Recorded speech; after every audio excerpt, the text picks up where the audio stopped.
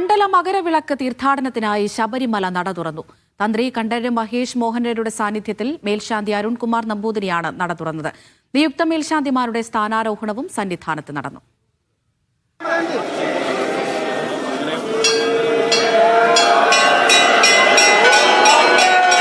വൈകിട്ട് 5-ന് തന്ത്രി കണ്ഠരര് മഹേഷ് മോഹനരുടെ സാന്നിധ്യത്തിൽ മേൽശാന്തി അരുൺകുമാർ നമ്പൂതിരിയാണ് നട തുറന്നത്.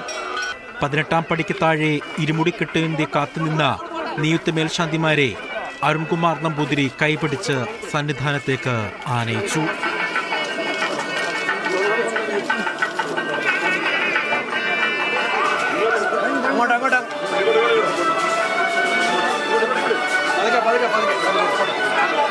ശബരിമല സോപാനത്ത് നിയുക്ത ശബരിമല മേൽശാന്തിയായി പ്രസാദ് നമ്പൂതിരി ചുമതലയേറ്റു.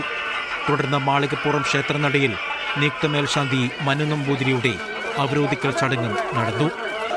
നാളെ വൃശ്ചികപ്പുലരിയിൽ പുലർച്ചെ 3-ന് പുതിയ മേൽശാന്തിമാരാണ് ശബരിമല മാളികപ്പുറം നടകൾ തുറക്കുന്നത്.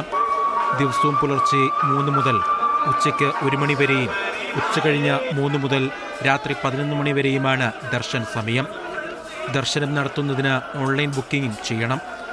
പ്രതിദിനം 70,000 പേർക്ക് ഓൺലൈൻ ബുക്കിംഗ് നടത്താൻ സാധിക്കും. സ്പോട്ട് ബുക്കിംഗ് സൗകര്യങ്ങളും വിവിധ കേന്ദ്രങ്ങളിൽ ദേവസ്വം ബോർഡ് ഒരുക്കിയിട്ടുണ്ട്. മീഡിയ 1 സന്നിധാനം.